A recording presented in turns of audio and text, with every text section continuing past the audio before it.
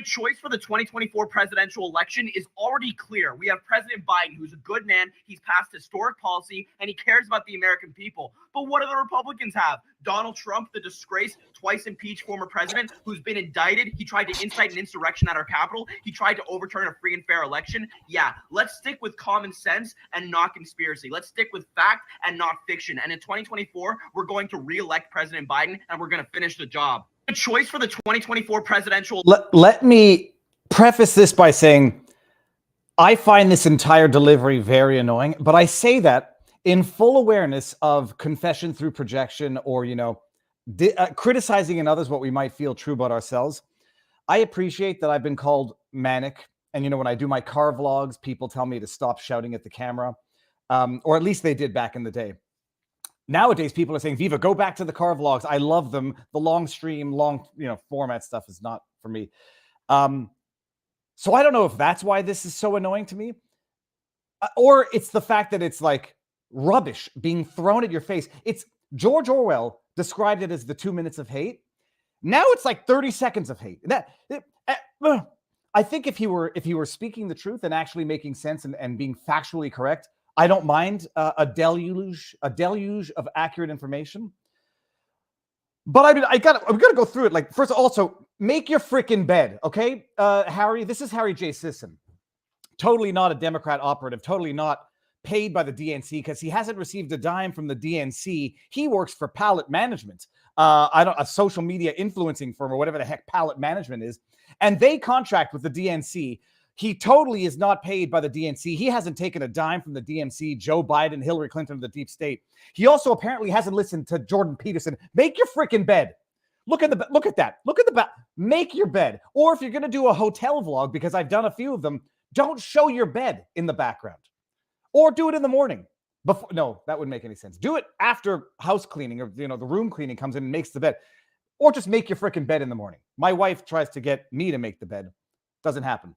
She gets our kids to make the bed. It's a good habit. So, okay, let's just hear this deluge of disinformation. I love that. Deluge of disinformation. The alliteration is quite alluring. The choice for the 2024 presidential election is already clear. We have President Biden, who's a good man. President Biden, who is a good man. Now, I'll stop it there. A president can be a bad man and a good president. A president can be a good man and a bad president. My grandmother, may she rest in peace, she died at 103 years old. Oddly enough, my grandmother made me aware of what's going on with Joe Biden. My grandmother, whenever we as kids would do something absolutely terrible, like I was a troublemaker of a kid, one day I'll get into it. I promise you, if I get on Joe Rogan, I've got stories of my childhood that I've never gotten. I have to say something new if I get on Rogan, but I would do terrible things as a kid. And my grandmother's first reaction, whenever she would be the one involved in finding out, he's a good boy. One refers to someone as a good man, or as a good boy, or as a defensive good person, as a defense to the fact that what they're doing is not good. And I question you, Harry J. Sisson, how you know that Joe Biden is a good man. You might think he's a good president and be a foul person. That might be a fairly accurate sentiment that many people have vis-a-vis Trump. He's a good president, but he's a philanderer. He's a bad businessman. He's a car. You can hate the person and understand that they do their job well. I have known plenty of doctors who are foul human beings, but probably the doctor that you would want holding the knife, administering the anesthesia. I was going to say the euthanasia, but I got mixed up with Trudeau. So being a good person and being good at your job are two different things, unless your job requires you being a good person, which is not the case with presidents who literally have to kill people. Presidents literally have to be responsible for the death of humans, the destruction of nations, for sending young, bright-eyed youth to death. Pretty much to be a good president, you might actually have to not be a stereotypically good person, because a stereotypically good person can't send people off to death. All right, so there's that. He's passed historic policy, and he's passed historic policy. Example? But there's no room for examples in the deluge of disinformation. Cares about the American people. He cares about the American people. Well, he's got a funny way of showing it. Do you know how many people in America died from drug overdoses last year. I want to get back to this. Actually, I want to get his face out of well, that's an unfortunate pause. I'll get back to the cares about the American. 105,000 people died of overdose. 70,000+ from fentanyl overdose. I think in 2022 alone. Oh, he cares about the American people. Open the borders. Let the drugs come in. Let it kill a generation. Oddly enough, a young generation. That would be the soldier age generation. Some might say that plays into, a Chinese fentanyl warfare on the fighting age generation of America. Some might say that. I'm not saying I do, but it certainly makes sense. Oh, he loves America. That's why he's shipping hundreds of billions of dollars to Ukraine while 100,000+ Americans die from drug overdose. With love like that, who needs hate? But what do the Republicans have? Donald Trump, the disgrace, twice impeached,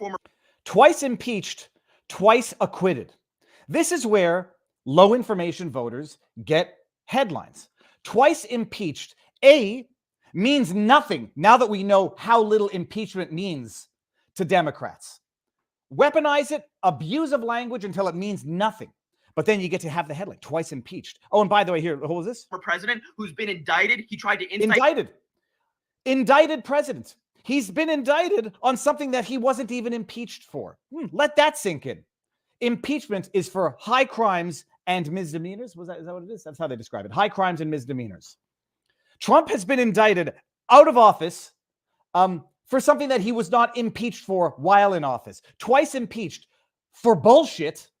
Twice acquitted, twice acquitted because it was bullshit. But now Harry J. Sisson, totally not funded by the DNC, Joe Biden, Hillary Clinton, the deep state, as he said it, he gets to run the headlines.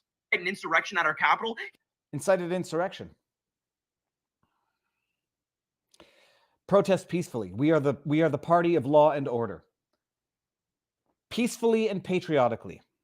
I can understand why when someone of Harry J. Sisson's crowd hears peacefully and patriotically, they think insurrection. He tried to overturn a free and fair election. Yeah. All right, we're done. I invited Harry J. Sisson on for a podcast. He is always welcome to come on for an interview. I would love to have him. Just appreciate, people. George Orwell's 2 Minutes of Hate is TikTok. It is politically motivated actors on TikTok.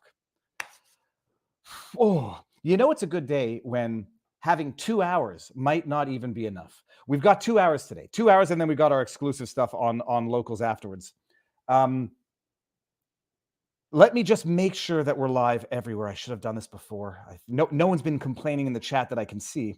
Good. We're live there. We're live on Rumble. We'll do it live, people. We are live on Locals, where EJ Hosdill says this guy is batshit crazy. I think he's just batshit motivated. Financial motivation can make young people really believe in what they're saying. And the other thing is this. His defense to being accused of being a DNC shill is he really believes in what he's saying. Believing in what you're saying and being paid by the party on behalf of whom you're saying it are not mutually exclusive. Where it's really insidious is when they are not aligned. Oh. So, yeah, there's a whole controversy as to whether or not Harry J. Sisson, it's not his brother. It's a kid who actually just looks like his brother. I forget the other guy's name. Whether or not they're being paid by the DNC. And they've come out with defenses that simply make no defense. This one was from the other day. I won't play this video. That's the other guy. Their defense was, we have not taken a dime from the DNC. We might have to play this. Oi. We haven't seen a dime of that $200,000. Like, do you really think I would dress like this if I had $200,000? We haven't seen a dime of that $200,000. And you can see how people lie truthfully. We haven't, because the whole rumor or the whole discovery is that this company, DNC, had given or paid, had retained palette management for $210,000 to create social media, for their social media content. They gave $210,000 to palette management. Harry Sisson and that other kid are signed with palette management. It's right there in their bios. in their bios is not that Palette Management does the social media work for the DNC or is remunerated on retainer by the DNC, but it's in their bio that it's Harry at Palette Management, whatever the heck the email is. How to lie while telling the truth? We haven't seen a dime of that $210,000, but we've seen a dime from Palette Management because they pay us. I mean, it's literally the way kids think they can get away with lies. It's the way dumb kids, and I say this with respect to children, it's the way dumb children think they can get away with lies. And it's not that I'm teaching my kids how to lie, period. I teach my kids how not to think that they're going to get away with lying because, not much separates kids from adults except for the manner in which they try to conceal their deceit. But when you're a kid, you're an idiot. Oh, I didn't get a dime of that $210,000, but I did get payment. But it wasn't for that post. It was just for stuff at large. So the whole conspiracy or the scandal is that these kids haven't received a dime of that $210,000, which they acknowledge the DNC actually paid to Palette Management by the DNC for social media. They are hired by or work with DNC, not the DNC, Palette Management. And their defense also is that we were reimbursed expenses for going on these trips. Hold on, let me see it. Where is it? Oh, son of a bee sting. We were reimbursed for these trips, but we didn't get paid. We believe in our message, but someone's paying, I won't say lavish. I don't know what hotels they were staying at.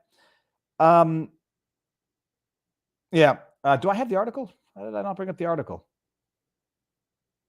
Whatever. So there's an article. I put it up in my Twitter. Semantics. But I would like to have Harry come on. Hey, Harry, twice impeached for what? The high crimes and misdemeanors as per the Constitution. You think that was inciting an insurrection? And if you do, okay, you think he was inciting an insurrection when he said protest peacefully, we are on the side of law and order. It's over, go home. Oh. There was something else that I wanted to say there. No, that's it. That's what this is. Good morning, everybody. When 2 hours is not necessarily going to be enough, I went for a jog this morning. There's an outside chance I might have to take a pee break because I went for a jog, and when I came back, I jacked up on bubbly water and minerals to replenish the salts, and I might have to pee. Maybe I'll hold it in. Then I'm going to go get the kids after school, and I'm going to the beach this afternoon. Get the jog out of the way, get the work out of the way. The water, if you go to, I don't know if people know this, there's a Deerfield Beach underwater camera. Hold on, I got to show you this. Deerfield Beach live cam. There's a Deerfield Beach underwater camera, and the water was so damn clear. Oh, look at this. This is going to blow your mind. Deerfield Beach underwater. I hear it now. Look at this, people. Those are called look-down fish. That's a bait hole. I should be there now fishing. Oh, they're moving here. A big fish is going to come through on the top left. Oh, right there. There it is on the bottom. I should be right now. Okay. I'm just going to put this on pause. So the Deerfield Beach has an underwater camera, and it's amazing. Yeah, get the bait net, says Garrett Pace. So we're gonna talk today. Propaganda, Canada. I was listening to Dean Blundell this morning podcast with Michael Geist. Now, for those of you who don't know who Dean Blundell is, I don't often impugn the characters of humans, but if you go follow Dean Blundell's Twitter feed, or even don't follow it but track it, survey it. Very few people would qualify Dean Blundell's modus operandi as being a good person. He might be a good person and he might be playing a persona on social media. But I do think that people who specifically dox people, either they are very bad people or they are people doing very bad things, however you want to see it. Dean Blundell doxed, or at least partook in the doxing of all of the people who who donated to the trucker convoy. Dean Blundell has something of a controversial history. You can look it up. He was on radio, kicked off for saying, I think he was kicked off for saying offensive things. He partook in doxing the donors to the trucker convoy. So I qualify that as if he's not a bad man, he's a man doing bad things. He had a podcast with Michael Geist, Geist, about a month ago in March. So March, April, about a month and a half ago, talking about Bill C-11, which just passed, which just received royal assent last week. And I can't believe this is the first live stream on my own that I've done since then, because I think it happened Thursday. Bill C-11, the Online Streaming Act, passed, has received royal assent. And I said, time of death of Canada, 6:55 last Thursday, because I think that's when it received royal assent. He did a podcast with Michael Geist. And we're going to talk about not the podcast, but the passing of Bill C-11 and what I like to, not like to, but what I unfortunately think now is the passing of Canada. People don't understand it. They don't appreciate it. But what I was segueing Dean Blundell into this is that Dean Blundell, I'm listening to this guy. I'm listening to Michael Geist. Michael Geist is a doctor of law, professor at University of Ottawa, immensely intelligent. And he's a nice guy. He doesn't have a toxic Twitter feed. He doesn't dox people. I don't think he condones doxing either. I'm listening to two people who I suspect are lefties. In fact, I think they are, who don't like the conservative government. I'm sitting there listening to Dean Blundell lament, and I'm using his words, the dictatorial nature of Justin Trudeau. The fact that Justin Trudeau, in his dealings over Bill C-11, has basically given the big middle finger to all of Canadians. Dishonest, non-transparent, authoritarian. At the end of the podcast, when Michael Geist was no longer on, Dean went on to say, it's a big fuck you. Trudeau just said fuck you to 35 million Canadians. And now the Canadians are left there eating shit. I'm quoting him. I'm quoting him because I'm listening to a podcast of a man criticizing the dictatorial nature of a corrupt government that is passing legislation for whom the beneficiaries are the government themselves or the government-subsidized state media. And he's saying this in real time at the same time as he's saying the truckers are our enemy. The truckers are terrorists. The truckers should not have been doing what they were doing, protesting in Ottawa. I can't understand if it's, what's the word I'm looking for? Everybody knows it. The word for intellectual confusion, cognitive dissonance. I can't tell if it's cognitive dissonance or it's just that Dean Blundell and his ilk don't care about authoritarianism so long as they are the beneficiaries of it. Dean Blundell, in that podcast, is shitting on Rebel News. Oh, yeah, there's got to be some baseline for truth on the internet, but this is too far because now the government's determining what's true, and it might get me. It's either extreme cognitive dissonance, total stupidity, but I don't think Dean lacks intelligence. I think he lacks other human features, but I don't think he lacks intelligence. It's either extreme cognitive dissonance, or it's just extreme authoritarianism. They don't mind dictators. They don't mind authoritarians. They don't mind tyrannical rules so long as they can rest assured that they are the beneficiaries of it. The only thing that people, communists, socialists, Maoists, the only thing that they don't understand, all of Stalin's men ended up on the wall as well. And don't anyone misconstrue this as a threat. There's no but to this. This is literal. Everyone who partook in Stalinism eventually ended up being executed by the regime. Why? Because when you have no principles and you have no moral compass, no objective standards and guidelines, the revolution devours its own. And so while some people say, look, I don't mind authoritarianism so long as I'm the beneficiary of it, you will eventually end up being eaten by that authoritarianism. So it's either cognitive dissonance, or I just want to be assured that under this authoritarian regime, I will be the beneficiary. I have a sneaking suspicion it's the latter and not the former.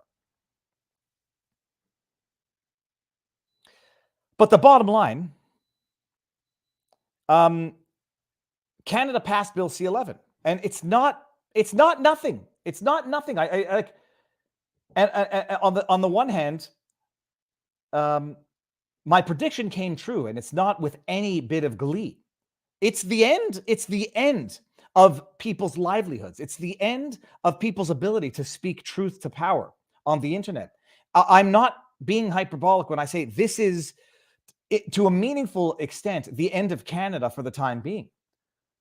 Bill C-11, we've talked about it at length. It's the Online Streaming Act. It was intended to govern online streaming content, Disney, Netflix, Hulu. It was intended to govern streaming on the internet the way the CRTC under the Broadcasting Act governed radio and television. And there's some logic to it. I mean, there's some logic to it if you think that the Broadcasting Act was legitimate in the first place. Impose Canadian content requirements, have an administrative body that governs radio and television to ensure that the content protects Canadian content. That's a load of shit, because CBC CanCon covers Brittany Griner, the presidential elections.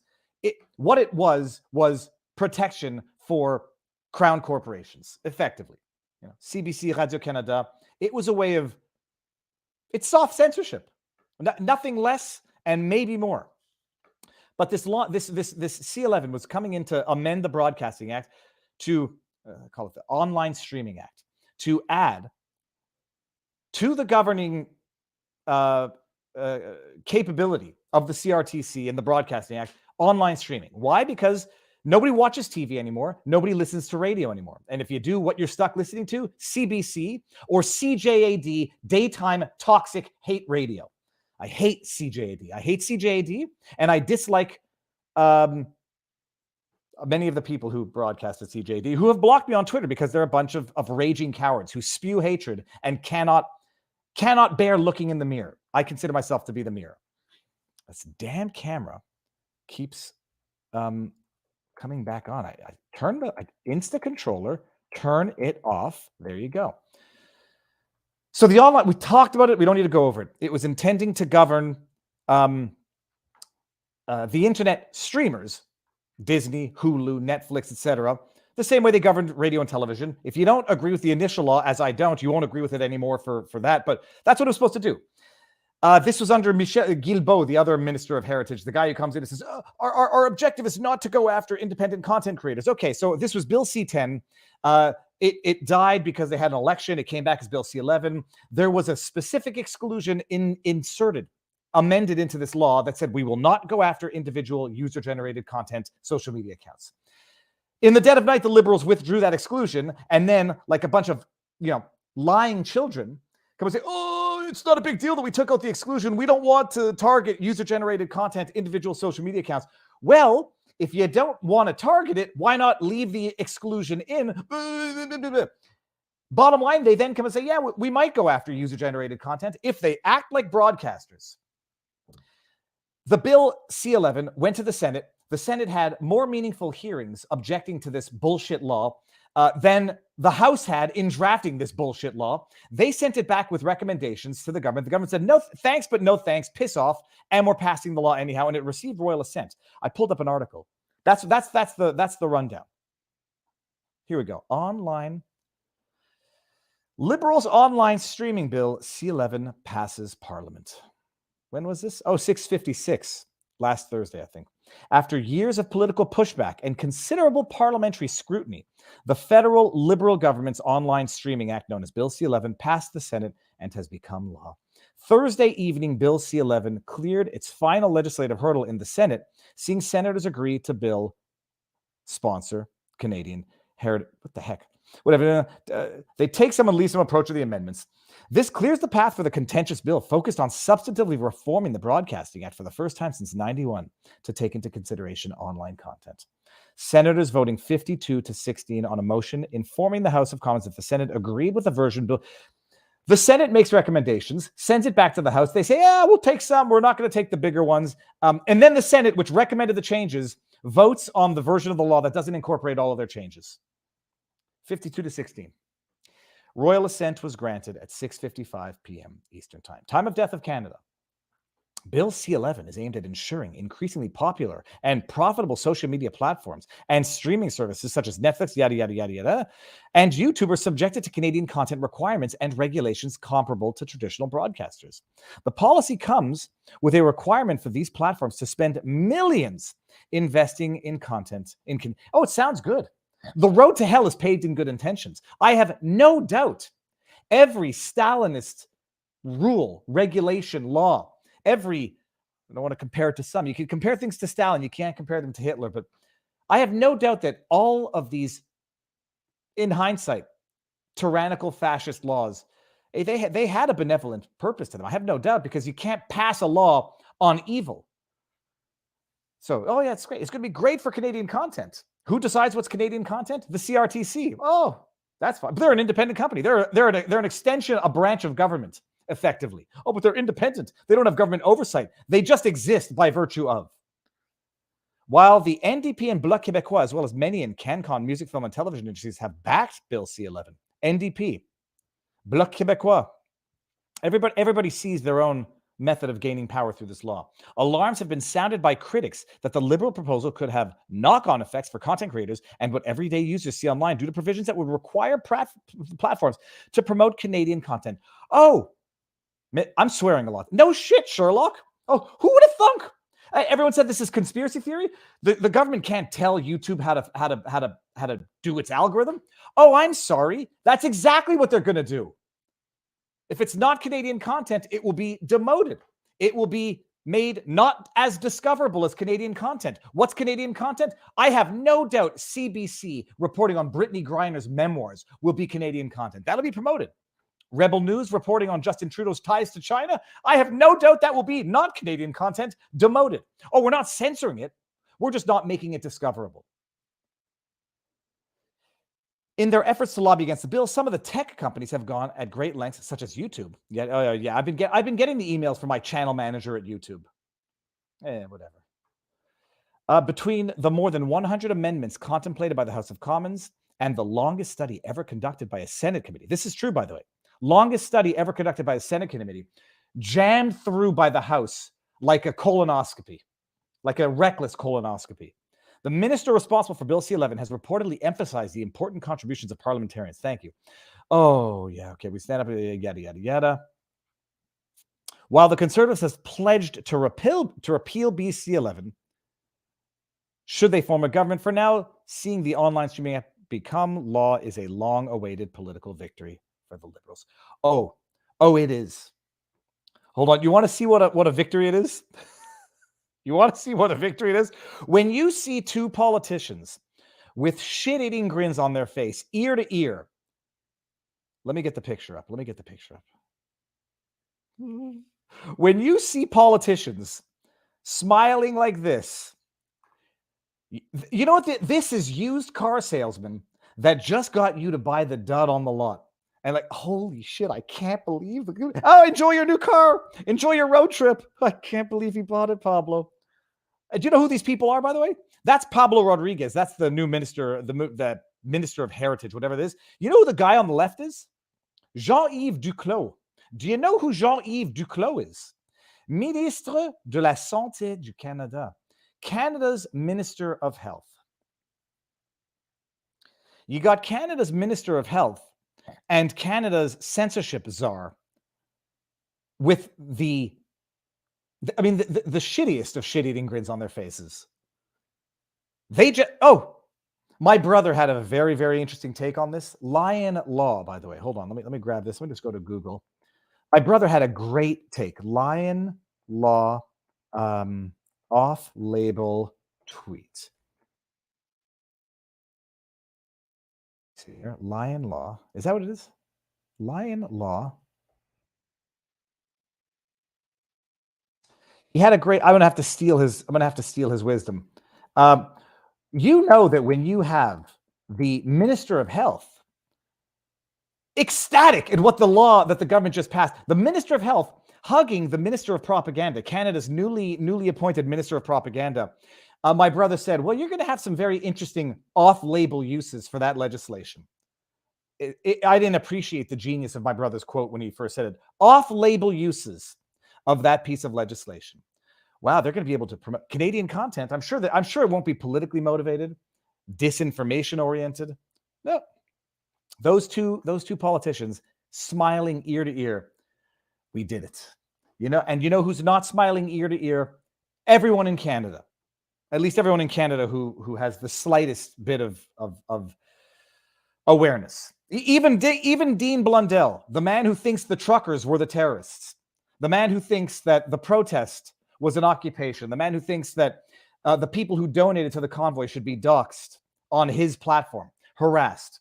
Even he's like, holy crap, the government went too far this time. But they didn't go too far because they went too far. They went too far because they went too far in a way that can indirectly or directly hurt me.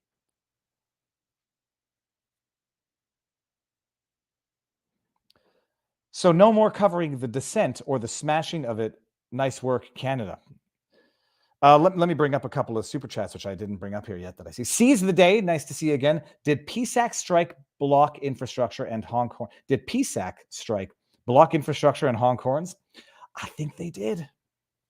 Well, I think they did. I'm fairly certain that the government was lamenting that essential services were going to be affected. Some wouldn't, but border crossings, passports, immigration papers, doesn't matter though. They protest for they don't mind authoritarianism so long as it's not going to be used against them. Ginger Ninja, what up, Ginger?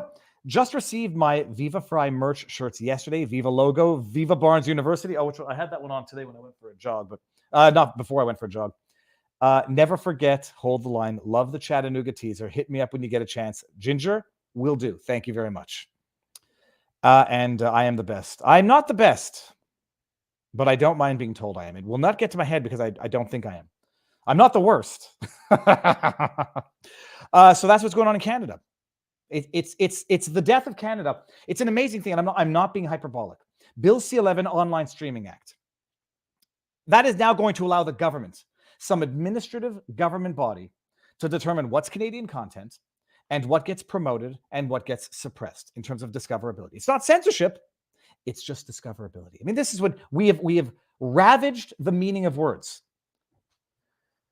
That's Bill C-11. Then Bill C-18. I forget what that one is called. That's the one basically where they want to force Google, YouTube to pay click-through links for any news that is linked on social media.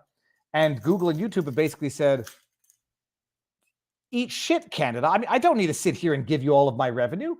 But okay, we will not diffuse news in Canada. All right. We're not doing it. We're not paying that to Canada. We're not going to pay. They did this in Australia, by the way.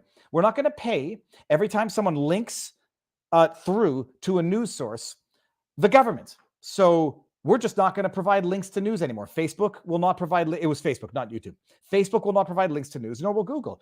Amazing. That's just the second best option. You know what would have been the best option for the government? They pay the government. You know what this might even be the best option. They just won't link through news. So now you got the CRTC prioritizing Canadian content news while Google and Facebook no longer link through. And what do you have?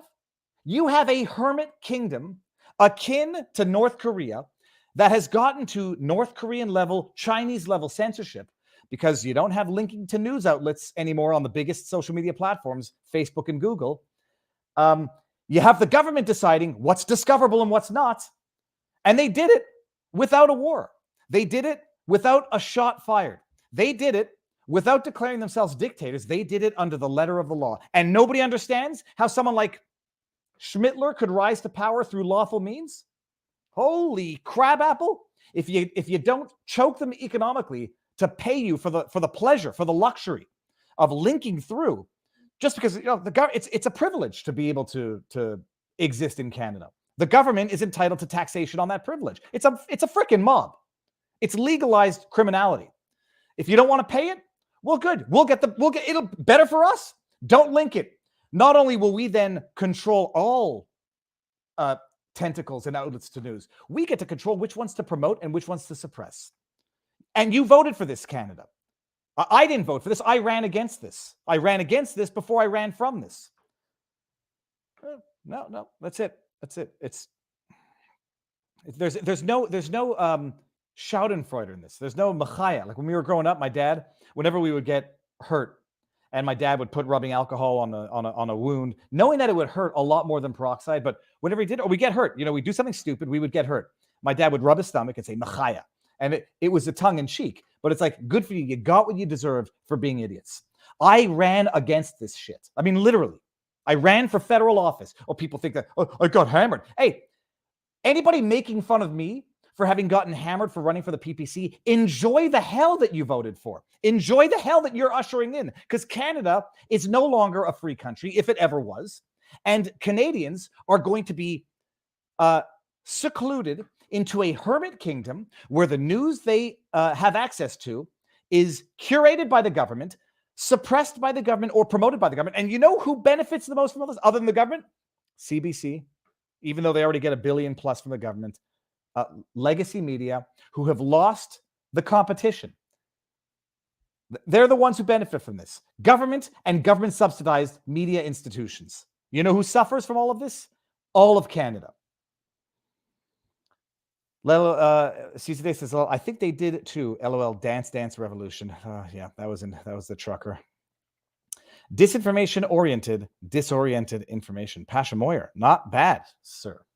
Master Malrubius. I don't like cats, but I love that cat. Just another method of gatekeeping, another hurdle for people to get over in order to publish their content, another way to shadow ban anything they don't want distributed. Oh, it could reasonably put Rebel News out of business in Canada. Thank you, sir. May I have another? It might put Rebel News out of business in Canada. Put Post Millennial out of business in Canada. True North. Hey, not just that. It'll be weaponized against political adversaries. Oh shit! If the government, if the conservatives are linking things, yeah, we might have to suppress that. Yeah, the new North Korea. We'll call it New Korea. All right, I think I got everything on Canada. First of all, no one accused me of this. There's other stuff coming out of Canada that I'm not sure that I'm going to be able to touch on today. Speaking of just destruction of language, like it's a tactic. Make language mean nothing. Everything becomes moral relativism. Is that it? Postmodern. There's a word. Just destroy the meaning of words. It's not censorship. It's not censorship. It's promotion or suppression of content. You could still see it if you know it exists. Words mean nothing, and that's how you get away with it. Good. Up is down. Peace is war. Slavery is freedom. Adam Schiff. Get out of here. Is that me? Okay, hold on a second. Adam Schiff. Schiff for brains. Lying McSchiffface. Again, just let's bastardize words. The Supreme Court was packed by Mitch McConnell. It was packed because they didn't like the way the nominations went through, which I can understand. Let's call that packed. Let's call packing the court sticking to the original number and going through the original process. But we didn't like the way it was done because Garland was denied a confirmation hearing, whereas what's-his-face wasn't. Let's call that packed now. Let's just call that packed so that packed means nothing anymore, so that when we pack the court, like the way it is, in fact, actual packing, well, we don't have to call that pack. We can call it, what do we want to call it? The Supreme Court, to reform it. Oh, yes. We're not packing the court. We're reforming it now. We must expand it. It's not packing. It's expanding. Limit its terms. You might have some people on that. Adopt a code of ethics. You might have other people on that. Otherwise, the loss of reproductive rights is just the beginning. Reproductive rights, they're talking about abortion. And regardless of how you feel about that hot topic subject, one can support abortion to a certain degree and not have the intellectual dishonesty to refer to it as reproductive rights. Like, again, words mean nothing. Abortion is the termination of a pregnancy. Call it what it is, but take the position that you want. Okay, I support abortion to certain limited, objective criteria, so that it doesn't get abused. You could espouse that belief without getting into Orwellian newspeak by calling it reproductive rights. But they can't, because you can't engage in honest discourse. They can't engage in honest discourse, and that's the way that they, continually reframe, redefine, and there can be no objective truth. Terminating a pregnancy is reproductive rights. Death is life. Life is death. Okay, let us mosey on over to Crumble. Master Malrubius, what kind of person doesn't like cats? Jeez. I like cats. I just don't like them as pets because they are beautiful animals. They're like they're lean killing machines, and they're beautiful. And that cat's beautiful. It's got a beautiful coat. The reason why I don't like cats is the reason why I know that they're beautiful. I don't like animals that shed too much. I don't like animals that are not dependent on me for their existence. Maybe I have a weakness. Maybe I like being a caregiver. Cats are like the FU to humans of animals. Like, okay, I'll give you my ass when I want you to scratch it. No, thank you. I want my dogs to be totally dependent, and I want their undying uncompromising loyalty. Cats, I'm pretty sure cats would like, you have a heart attack, a dog is going to like jump on your chest to do CPR. You have a heart attack in front of a cat, I'm sure it'll do like it'll do its number 2 on you and then try to bury its turd under your shirt. Okay. Review Biden's tweet real quick. He drew a diagram. Hold on. Oh, hold on. VPN are going to make a fortune in Canada? No, they're not. They're going to criminalize VPNs in Canada. I mean, I don't know how they can do it. They're going to criminalize VPNs in Canada. So no.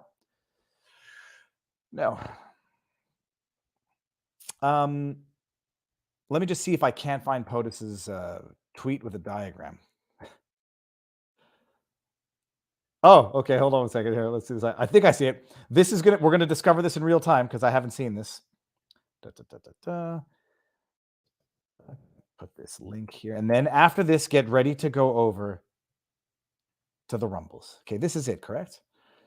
I hear House Republicans out on TV saying they would never vote to cut veterans' benefits. In case there's any confusion, I made a little chart that could help them out. Did you vote for a bill that cuts domestic spending by 22%?